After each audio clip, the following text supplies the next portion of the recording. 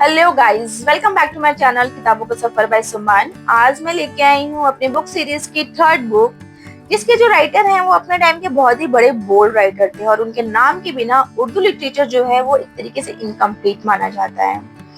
उनकी जो कहानियां हैं उसमें पार्टीशन का जख्म हो या समाज की कलियां, उन्होंने इंसान का असली रूप अपने राइटिंग में उतारा है और वो सारी चीजें लिखी जो बहुत से लोग कहने से भी डरते थे।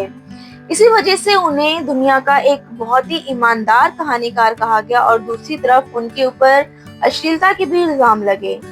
और उन्होंने लेकिन लिखना नहीं छोड़ा। उन्होंने एक जिंदगी का एक बहुत ही बड़ा हिस्सा प्रेज और क्रिटिसिज्म दोनों को झेलते हुए लिखना जारी रखा। जी हाँ, मैं बात कर रही हूँ सादत हसन मंटो की। और मैं आज जो बुक लेके आई हूँ ये है उनकी बुक व्हाई आई राइट, जिसमें एसेस का कलेक्शन है। और आज हम बात करेंगे इसके फर्स्ट एसे की, जिसमें कुछ खास नहीं है। उन्होंने सिर्फ अपने जो बुक का टाइटल है व्हाई आई राइट, उसके बारे में लिखा है कि मीन्स वो लिखते क्यों थे।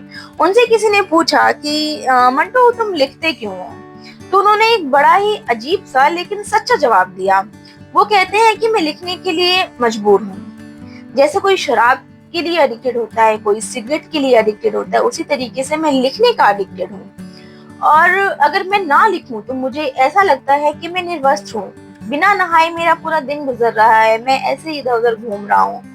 तो इसीलिए लिखना मेरी मजबूरी है, मैं उसके बिना नहीं रह सकता। और उन्होंने लिखने का जो अपना वे बताया है, लिखने का जो तरीका बताया है, वो बहुत ही सिंपल था। वो अपने सोफे पे बैठते, अपने आसपास में पेपर्स का ढेर लगा लेते, अपने फाउंटेन पेन की कैप ओपन करते और लिखना स्टार्ट कर देते।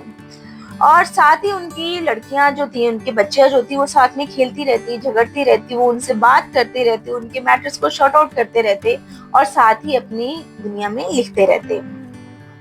मंटो मानते थे कि जब पेन हाथ में होता है तभी वो मंटो होते हैं, बिना पेन के वो सादत हसन होते हैं, जिसे बहुत ही थोड़ी बहुत नॉलेज है।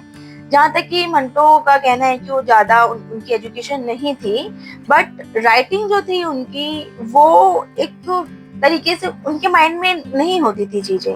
वो बस लिखने बैठते हैं और कहानियां अपने आप पन्ने पे उतर जाती थी।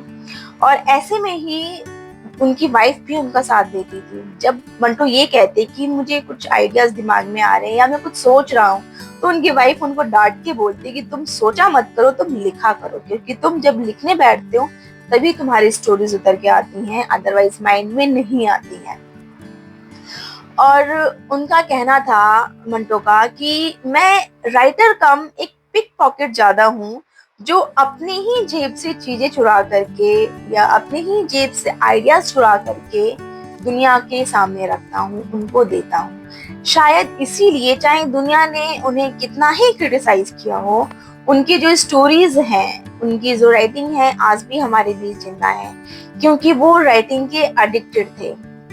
तो आपको ये वीडियो कैसी लगी, ये मंटो की स्टोरी कैसी लगी, कमेंट सेक्शन में बताइएगा। और अगर वीडियो पसंद आई हो तो लाइक करें, शेयर करें, चैनल को सब्सक्राइब करें। मिलते हैं अगली वीडियो में, तब तक पढ़ते रहिए, बदलते रहिए।